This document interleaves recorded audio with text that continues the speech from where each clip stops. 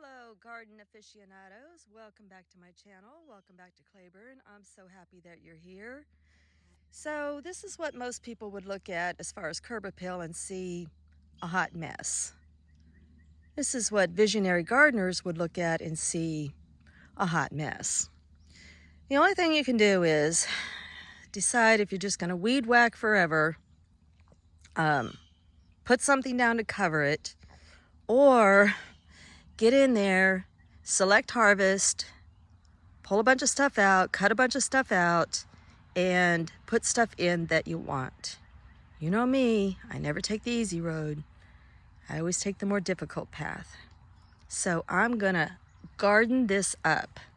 I'm gonna put on my big girl boots and I'm gonna garden it up, and we're gonna add some curb appeal. So let me show you my selection of plants. So naturally, the next step in any garden is the planting process. And so whether this is going in the city or out in the country, you'll want to set this garden up. Before you ever go out there and plant it, you'll want to decide which direction you want your garden to face, basically. Or is it going to be a complete circle and the tall things in the middle? Is it going to be keyhole? How is it going to be set up? So if you were to say that this is the road in front of my house and this is my driveway, this is the area that we're talking about with the utility pole. Right across from my driveway is the Monarch Way Station, and then all over here is the medicine garden / pollinator garden. And so what way do I really want this garden to face? Well, I have that big utility pole right there. And am I trying to have more curb appeal towards, I forgot to take that wind chime down, I'm sorry. Do I want more curb appeal towards passersby? Or do I want this as a sort of an extension to the pollinator garden and to be more inviting to us? So I really think I want the garden to face this way towards us, and the taller plants to the back to give me even more privacy, and in a way to sort of keep my pollinators in this general area. I know they're going to cross that road, and they often do. And, you know, sadly they get hit or whatever. You can't protect them all. But this kind of keeps them in a circle, if you will. And, you know, I don't mind a few cut flowers from a garden. And so I want to be able to walk up to my garden and be able to see everything. So if I can see the tall ones back here and then the gradual shortness, I think that'd be really cool. Now, the reason why I'm going to put the hollyhocks in the center is because I want them, they're going to get some of them 8 foot tall, and I want them around that utility pole. So that gives me hollyhocks right there. And then next to the hollyhocks, I want something else that's almost as tall, but it's got the flaming color. You see that gorgeous color? And these are just an annual, but I can always seed collect. And I do have a bunch of these seeds from my friend Deb out in the shed. So I have more than just this packet. So this is what I want next for all of that flamage of color.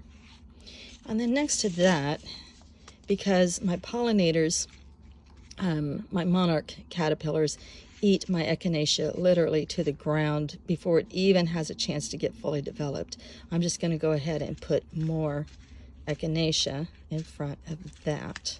So I just want you to see the color scheme, but you kind of get the idea of how this is shaping up.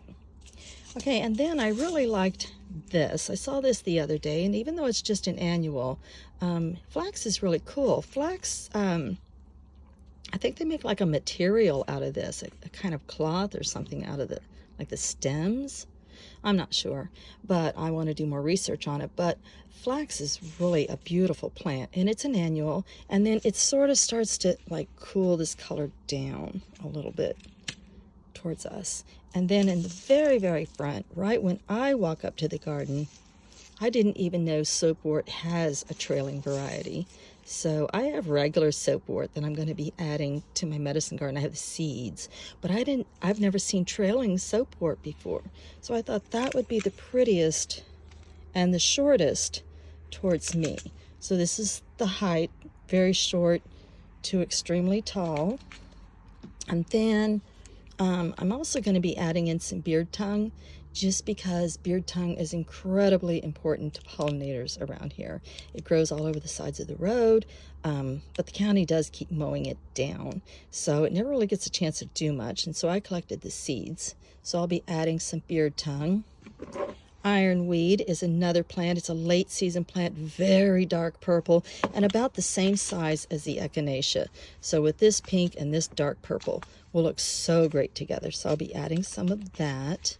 And then just for good measure, I'm going to also be sprinkling in some dill. All right, that's the plan. Let's get started pulling some of those undesirables out of there. Say hello. Say hello, little guy. I think that's an eastern tent caterpillar. He's going to hitch a ride on my tools this morning. A couple of things. So flax is actually where we get linen. I didn't know that. Did you guys know that? I didn't know that.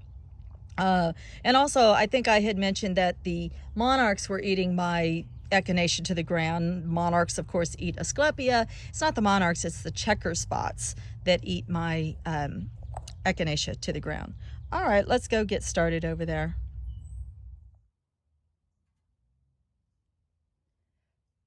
So my still easily handles trees this size. Comparison, very easily. And I see a little cedar over here, and I got to go cut that cedar out.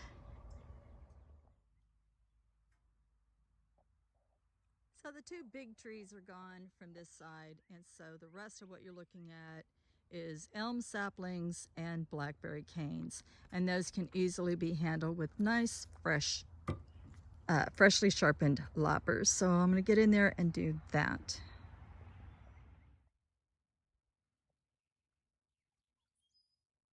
Okay, now we can put on our visionary glasses.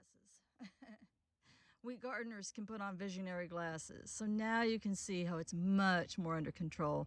That took me every bit of an hour, and I think there was 5 times I had to bring out the steel, and I just kind of kept my head down, my gloves on, my shirt sleeves buttoned down, and I just went through it kind of lickety split.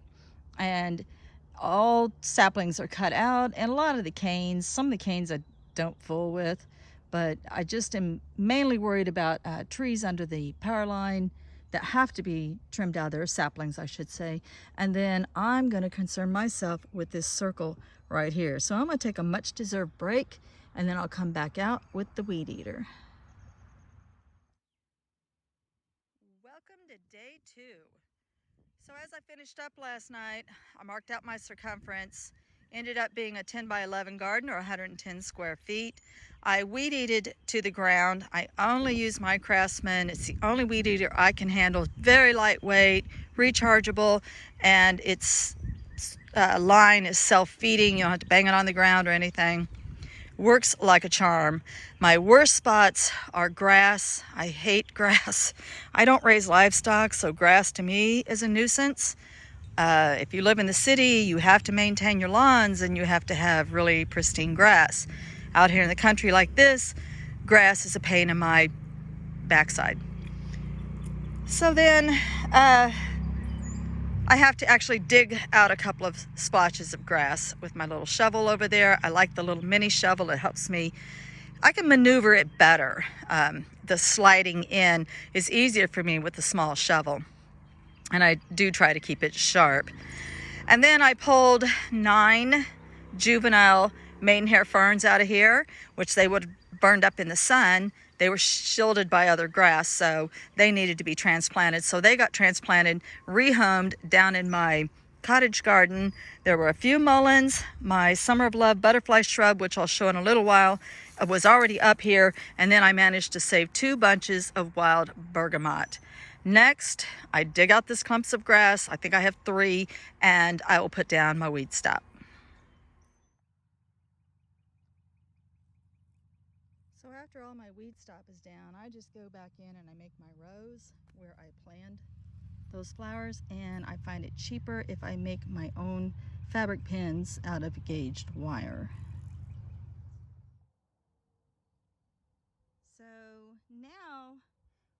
have our weed stopped down and pinned in place so our rows are clearly marked out for the plants that we planned on. So we've kind of created a blank canvas here, and we get to fill in the spaces with color. So the fun part, the seeds and the plant markers, is next. Super windy today. Hopefully you can hear me. So whoo-wee, this was a long one, wasn't it? Thank you so much for sitting through that long planning process with me. I just think it's important to put a lot of thought into like a permanent garden like this, because it is going to be permanent, and it's going to be here for my lifetime anyway. So if you can hear me over the wind, we did designate this painted hill. This is the rainbow garden. So in the corners we have lemongrass, that's new, and then we did save mullein because she's a bit of a sacred plant here, so we left them. And then we have beard tongue right over there, and then this is a summer of love butterfly shrub. The first year we lived here, I put her in, and we had trespassers who got lost and accidentally ran over her with an ATV and cracked her in half. I was wondering if she was going to come back this year, but there is life at the base. She is alive. She will be back, and I'll put up a photo of what she's going to look like. Again, that's a summer of love butterfly bush. So the whole garden turned out to be what you would call crescent shaped or rainbow shaped. I love that. I love the idea that it starts short and gradually gets tall, which gives me the privacy that I want in the back between me and passersby. And yet, as they're approaching from this direction, they can still enjoy the flowers too. I managed to save, like I said, 2 bunches of wild bergamot, a couple little spots of mugwort in there. What we got, the ironweed. Put the ironweed on this side because ironweed grows natively over here on this side, and I did leave all of that. And then the flax goes around. Behind the flax is the echinacea, and behind the echinacea is the tithonia. And then the hollyhocks that will be 8 foot tall will be in the center and should probably just about cover my meter box. I think that's everything. I want to put a rundown of the cost best I can in the description. And this was quite a garden. Next one's going to be a strawberry garden right on the other side of this. We're going to take full advantage of Painted Hill, and we're going to start planting it on a permanent basis. All right, you guys, much love and light. Blessed be.